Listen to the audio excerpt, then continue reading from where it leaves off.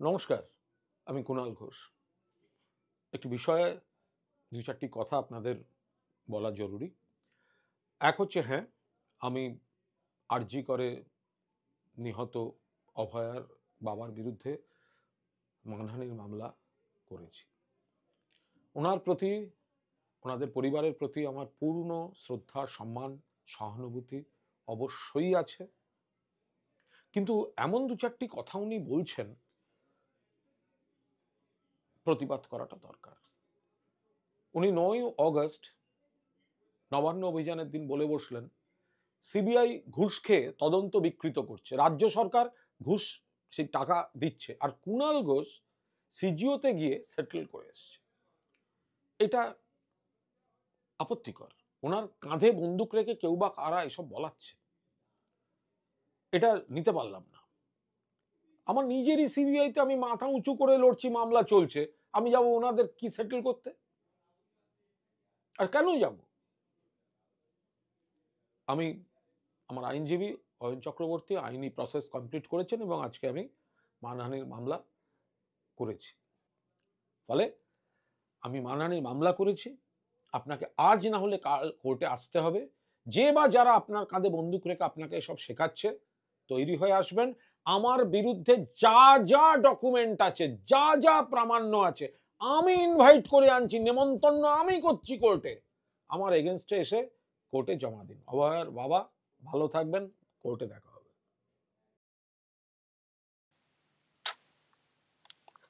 কতটা নির্মম।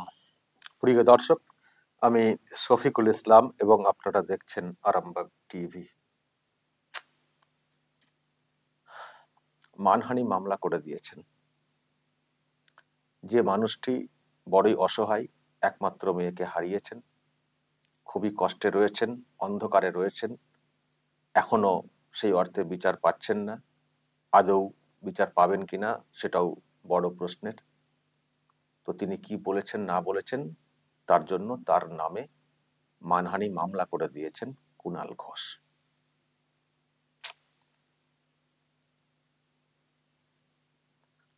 দর্শক কি বলবেন?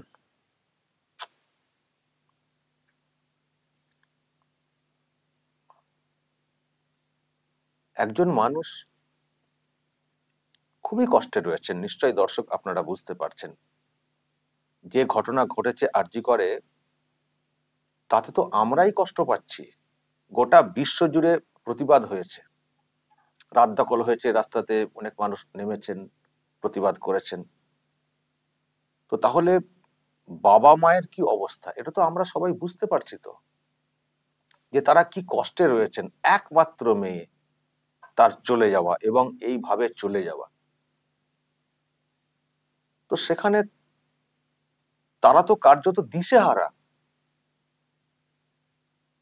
নানান প্রশ্ন হয়তো মনে আসছে যে একটা বছর চলে গেল, কেন কোনো নতুন কিছু পেলাম না। সেই একা সঞ্জয় রায়, তার একার পক্ষে সম্ভব না।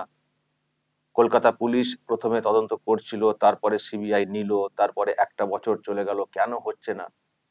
তাহলে কি কোথাও কিছু সেটিং ফিটিং হয়েছে?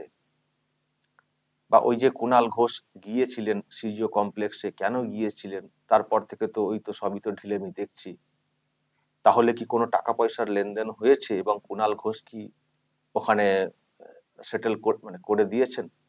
দেখুন, এগুলো সব হচ্ছে যখন অন্ধকার থাকে না, যখন সঠিক কোনো উত্তর না আসে, তখন কিন্তু এইসব প্রশ্ন মনে ঘুরপাক খায়।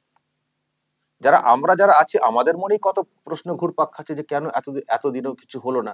তো সেখানে বাবা মায়ের, ভাবতে পারছেন কত প্রশ্ন আসছে। আমরা তো ওই যখন ওইসব খবর হয় তখন একটু ওদিকটাতে আমাদের মন যায়, বাকি সময় তো আমরা সব অন্যদিকে যুক্ত হয়ে পড়ি। কিন্তু বাবা মায়ের তো, আমার তো মনে হয় যে ওই একটাই চিন্তা, বাড়িতে মেয়ের জামা দেখলে মেয়েকে মনে পড়ে যাওয়া, বই দেখলে মেয়েকে মনে পড়ে যাওয়া, রুমটা দেখলে মেয়েকে মনে পড়ে যাওয়া। তারা তো মনে হয় দিনে কতবার যে কাঁদেন, আমি তো সেটা ভাবছি। একমাত্র মেয়ে তার চলে যাওয়া, এইভাবে চলে যাওয়া, কত স্মৃতি, কত কি, সব সময় তাদের চিন্তা ভাবনা মেয়েকে ঘিরে। মেয়ে নেই, কিন্তু তবুও তার উপস্থিতি তারা নিশ্চয়ই ফিল করেন। ফলে তারা তো কার্যত দিশেহারা, এবং এদিকে দেখছেন বিচার হচ্ছে না, আর আদৌ কিছু হবে কিনা সেটারও কোনো ঠিক নেই। রাস্তাতে তারা থাকছেন, নামছেন, কিন্তু কোথায় কি। ফলে নানান প্রশ্ন মাথায় তাদের তো থাকারই তো কথা। তো সেখান থেকে যদি এটা বলে থাকেন যে মনে হচ্ছে টাকা পয়সার লেনদেন হয়েছে, এবং কুণাল ঘোষ তো সিজিও কমপ্লেক্সে গিয়েছিলেন, তিনি হয়তো লেনদেনটা করেছেন, করে সব আটকে দিয়েছেন, এদিকে সব লোকজনদেরকে আড়াল করে দিয়েছেন, যদি এটা এটা এটা কিন্তু মনের ভাবনা। দেখবেন অনেকের মনেই অনেক ভাবনা এসে থাকে। যারা আপনারা আছেন, যখন আপনাদের কিছু অঘটন ঘটে যায়, দেখবেন অনেক সব প্রশ্ন মাথাতে আসে না। এবার সব কথা হয়তো সব সময় কাউকে বলে না, কিন্তু মনে ঘুরপাক খায়। তো ইনাদেরও হয়তো মনে ঘুরপাক কাটছিল, এবং অনেকে আবার সোশ্যাল মিডিয়াতে অনেকে বলেওছেন, ফলে সেগুলো হয়তো তাদের নজরেও আসতে পারে টিভিতে বা কোথাও, ফলে সেসব নিয়ে হয়তো মনে ঘুরপাক খেয়েছে। এবার উনাদেরকে তো দেখলেই মিডিয়া সব প্রশ্ন করে, তো মিডিয়া প্রশ্ন করেছে কেন বিচার হচ্ছে না বা কিছু, হয়তো বলে ফেলেছেন সেই মনের কথাটা, মনে যে ভাবনাটা এসছে সেটা বলে ফেলেছেন। আর উনাদের যে কথা, নিশ্চয়ই দর্শক আপনারা ফিল করেন, বাবার যেসব রিয়াকশন আসে, উনি যেভাবে কথা বলেন, মানে কথা শুনলেই মনে হয় যে উনি খুবই মানে এই অবস্থায় রয়েছেন। উনার কথা দেখবেন খুব মানে খুব মানে কাঠখোট্টা ভাবে কথা বলেন, খুব একটা মোলায়েম ভাবে কথা বলতে পারেন না, বলা সম্ভব না।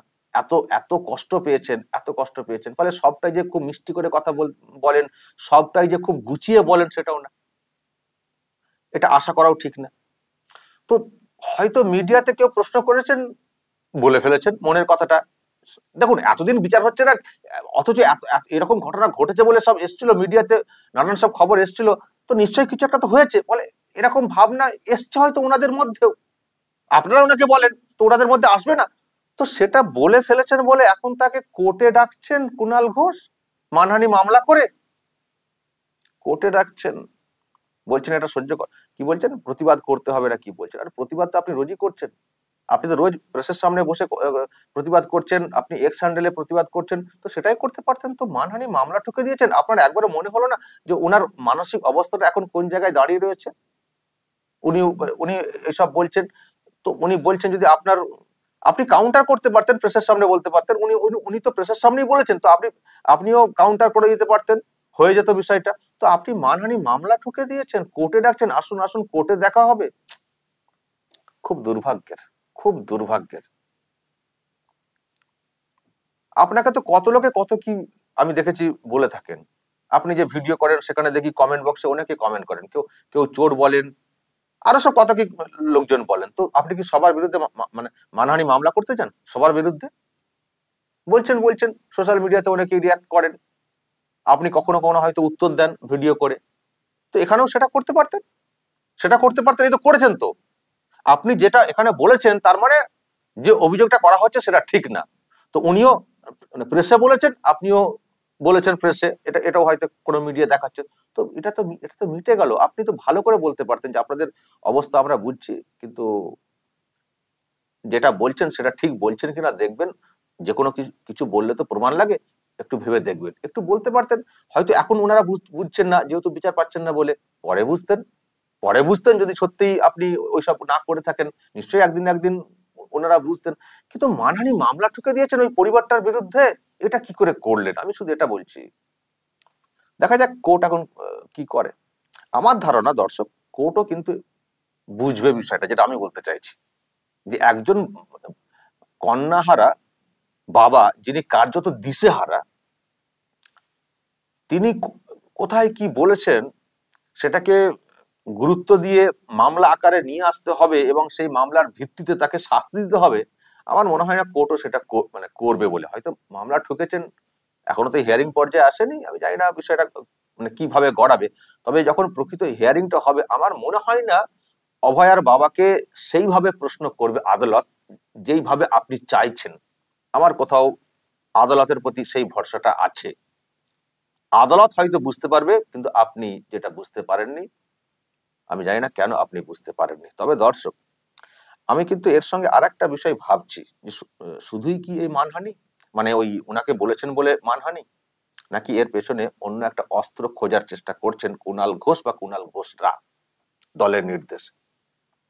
সেটা হচ্ছে, এখন তো দর্শক দেখছেন যে অভয়ার বাবা এবং মাকে থামানো যাচ্ছে না, থামানো যাচ্ছে না, এবং ওনারা প্রেসের সামনে ওনাদের যা বলার ওনারা বলে ফেলছেন, এবং সেখানে শাসকের বিরুদ্ধে খুবই গর্জে উঠছেন। এমনকি মুখ্যমন্ত্রীর পদত্যাগ সেটাও ওনারা বলছেন এবং নবান্ন অভিযানেও ওনারা ডাক দিয়েছিলেন।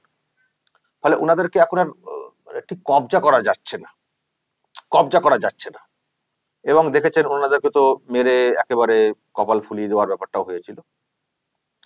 তো ওনাদেরকে তো জব্দ করা যাচ্ছে না। আর সেই সঙ্গে আরো একটা খবর অলরেডি মানে এসেছে, যেটা হচ্ছে যে মানে এটাও হতে পারে যে যেখানে মানে আসন্ন বিধানসভা নির্বাচনে টিএমসি নেত্রী মমতা ব্যানার্জি যেখানে প্রার্থী হবেন, সেখানেই মানে অভয়ার মা প্রার্থী হতে পারেন এবং এমন প্রার্থী হবেন যেটা হবে জনতার প্রার্থী। মানে যেখানে মমতা সেখানে উনি প্রার্থী হবেন এবং সেখানে অন্য কোনো দল আর কাউকে প্রার্থী করবে না। 1:1 লড়াই হবে, অর্থাৎ মমতা ভার্সেস জনতা, এবং সেটা হলে যে মমতার নিশ্চিত হার সেটাও পরিষ্কার। এখন দর্শক, এই যে মানহানি মামলাটা কুণাল ঘোষ করেছেন, এর পেছনে ওটাও থাকতে পারে জব্দ করার একটা অস্ত্র। জব্দ করার একটা অস্ত্র প্রথমত মুখ বন্ধ করতে হবে, মুখ্যমন্ত্রীর বিরুদ্ধে এসব বলা চলবে না, শাসকের বিরুদ্ধে এসব কথা বলা চলবে না, আর ভোটে দাঁড়ানোর কোনো চেষ্টা করবেন না। যদি চেষ্টা করেন তাহলে এই যে মানহানি মামলা ঠুকে রেখেছি আপনাকে প্রমাণ করতে হবে, না হলে কিন্তু বিরাট আপনাদেরকে জরিমানা দিতে হবে। হয় চুপ করুন আর না হলে কেস খান। মানে আমার কোথাও মনে হচ্ছে যে এটাকে একটা অস্ত্র হিসেবে তৈরি করে রাখা, মানহানি মামলা ঠুকে দিয়ে, হয়তো এটাকে লেন্দি করা হবে ঠুকে দিয়ে, যাতে করে অভয়ার বাবা এবং মাকে কন্ট্রোলে আনা যায়, জব্দ করা যায়, মুখটাকে বন্ধ করব, আর মমতা ব্যানার্জির বিরুদ্ধে যে দাঁড়ানো সেটাকেও অফ করব। দর্শক, আমার কিন্তু এটাও মনে হচ্ছে, এটাও মনে হচ্ছে। তো যাই হোক, অত্যন্ত ন্যক্কারজনক একটা বিষয় ঘটেছে মানহানি মামলা করে, যেটা একেবারেই মেনে নিতে পারছি না। একজন অসহায় বাবার বিরুদ্ধে এই সময়ের মধ্যে কেউ যে এই রকম চ্যালেঞ্জ করতে পারেন কোর্টেতে, সেটা একমাত্র কুণাল ঘোষ ছাড়া আর কাউকে বিশ্বাস হয় না।